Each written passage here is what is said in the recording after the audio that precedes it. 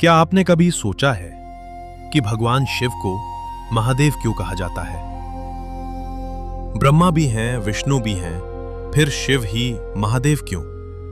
क्या वे केवल एक देवता हैं या वे स्वयं उस सत्य का प्रतीक हैं जिससे संपूर्ण सृष्टि संचालित होती है?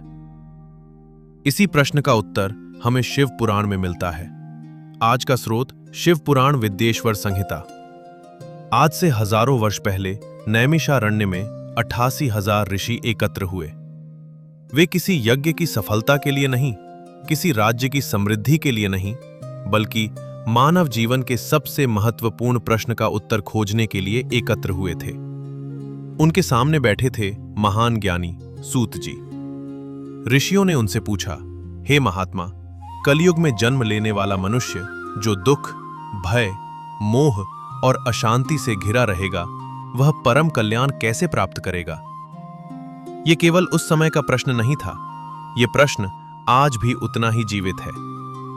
आज विज्ञान आगे बढ़ चुका है, तकनीक ने दुनिया बदल दी है, हमारे पास ज्ञान का भंडार है, लेकिन क्या हमारे भीतर शांति है? हम सफलता चाहते हैं, धन चाहते हैं, सम्मान चाहते हैं, फिर भी मन खाली क्यों लगता है? ऋषियों का प्रश्न और हमारा प्रश्न दोनों एक ही हैं।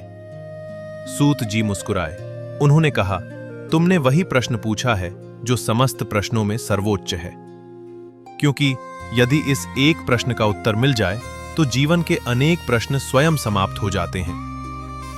सूत जी ने कहा, इस संसार में अनेक देवता हैं, अनेक साधनाएं हैं, अनेक मार्ग हैं, लेकिन उन सभी का अंतिम लक्ष्य एक ही है। उसी सत्य को महर्षियों ने महादेव के नाम से जाना। महादेव सिर्फ एक नाम नहीं, सिर्फ एक स्वरूप नहीं, सिर्फ एक देवता नहीं। महादेव उस चेतना का संकेत है जो सृष्टि के पहले भी थी और सृष्टि के बाद भी रहेगी। यही कारण है कि शिव को महादेव कहा गया। लेकिन यदि महादेव केवल शक्ति के कारण महान नहीं है, तो उनकी महानता का वास्तविक आधार क्या है?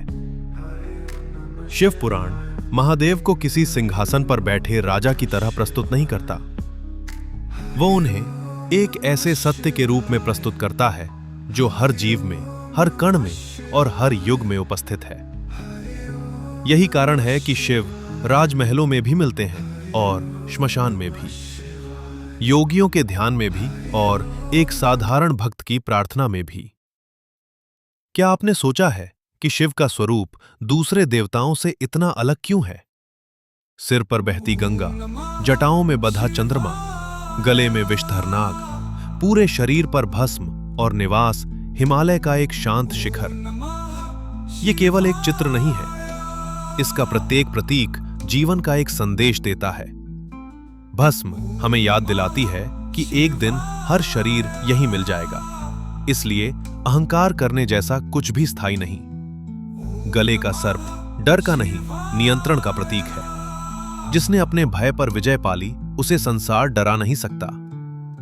जटाओं से बहती गंगा ज्ञान का प्रवाह है, ज्ञान जो केवल अपने लिए नहीं, पूरे संसार के लिए बहता है।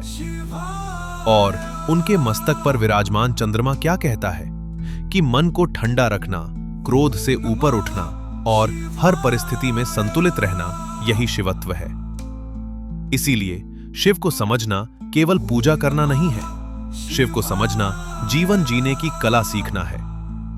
आज हम अपने परिचय के लिए पद लिखते हैं, डिग्रियां बताते हैं, संपत्ति दिखाते हैं, लेकिन महादेव कुछ भी सिद्ध करने का प्रयास नहीं करते। उन्हें न राज मुकुट चाहिए, न स्वर्ण सिंहासन, फिर भी देवता भी उन्हें प्रणाम करते हैं। यही सच्चे नेतृत्व की पहचान है। जो स्वयं महान होता है, उसे महान कहलाने की आवश्यकता नहीं पड़ती। इसीलिए ऋषियों ने संसार के सभी प्रश्नों का उत्तर महादेव में खोजा, क्योंकि जो स्वयं को जान लेता है, वह जीवन को भी समझ लेता है। यदि महादेव इतने महान हैं, तो उनका यह ज्ञान हम तक पहुंचा कैसे? ये कथा किसने सबसे पहले सुनी, किसने सबसे पहले सुनाई, और ये हजारों वर्षों की यात्रा तय करके आज हमारे हाथों तक कैसे पहुंची? इसी रहस्य से शिव पुराण की वास्तविक यात्रा आरंभ होती है। अगले एपिसोड में हम जानेंगे शिव पुराण की इस दिव्य परंपरा की शुरुआत कहां से हुई। हर हर महादेव। अगर आपको महादेव की ये डॉक्यूमेंट्री पसंद आई हो तो कमेंट में हर हर महादेव अवश्य लिखें और ऐसी ही प्रामाणिक सनातन कथाओं की इस यात्रा में हमारे साथ जुड़ने के लिए सनातन डॉक्यूमेंट्री को सब्सक्राइब करें। हर हर महादेव।